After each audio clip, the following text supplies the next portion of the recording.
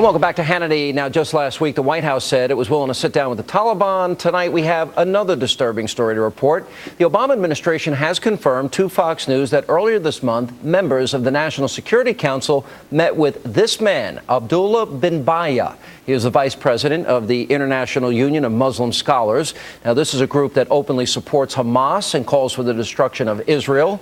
Now, the group was founded by an Egyptian cleric who in the past has called for the death of Americans and Jews and is banned for ever stepping foot in the United States. Now, this highly controversial meeting with bin Baya was first exposed by the Investigative Project on Terrorism. They provided us with this photo. Now, the sit-down was reportedly requested by Gail Smith. Now, she is the NSC's Senior Director of Development and Democracy. Now, a senior administration official told Fox News it was intended to, quote, discuss a wide range of issues, including poverty, global health efforts, and bin Baya's efforts to counter the al-Qaeda narrative. Ms. Smith stated that she looked forward to working with him and with other faith leaders on issues of mutual interest. Really? Joining me now is reaction. Former New York City Mayor. Hamas charter calls for destruction of Israel. Kids can't go to the White House, but he can? This is completely impossible to understand. Why you would have this person in the White House talking to people on the National Security Council, a person who's the vice president of an organization that calls for the destruction of the state of Israel, an organization whose president has advocated killing Israelis and killing Americans. And he's the vice president of the group. So we have somebody sitting in the White House who's part of an organization that has advocated the killing of Americans. What is going on in the White House? Where are they? What planet are they on? I mean, I got to be honest. What could they learn from this man? Nothing. This is scary. This is like the most radical people at the highest levels of our government. Doesn't that scare you? Could it be incompetence? Did they not check him out properly? Google? All of a sudden, there's Google. I know. Wikipedia, I don't know. something. I mean, but the president found out about a couple of things from the newspapers. I mean, so it could be we have a White House that's so darn incompetent. They haven't figured out that they have a person who is a high-level official in an organization that is advocating the overthrow of the state of Israel, an organization that has advocated the killing of Americans. To have somebody like that sitting down in the White House is a very, very frightening concept. Well, that just followed we didn't tell Afghanistan, the Afghani president, Karzai, that we were going to meet with the Taliban. Do you think meeting with the Taliban is a good idea? No, of course not. Of course it's not a good idea. And the reality is whatever hope that we have to work out a status of forces agreement with Karzai, which we failed to do in Iraq, which is a disaster for us.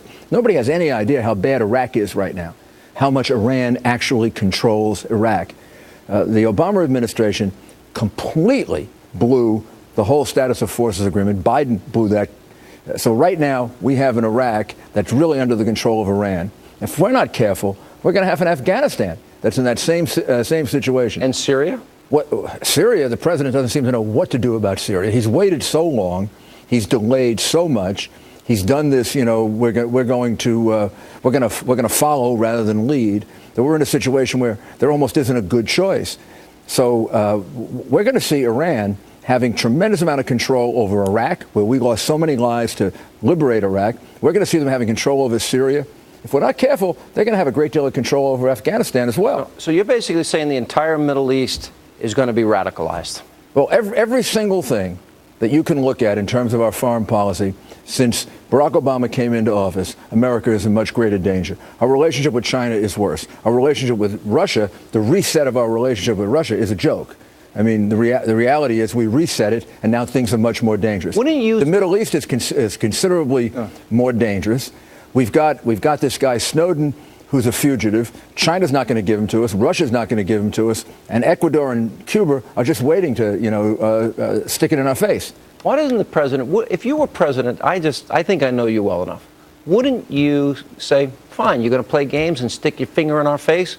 I'm going to deploy those missile sites in Poland and the Czech Republic. Well, this is the beginning of it. I mean, both he and Hillary Clinton, at the very, very beginning of the administration, gave up the nuclear defense of a lot of Eastern Europe in order to reset the relationship with Russia. Well, this has become a total failure. They never should have done that without, first of all, they never should have done it. But if you were going to do it, you should have gotten the concessions in advance. These people were so incompetent that they gave away their leverage and now they have no leverage. I think Putin looks at them and laughs at them.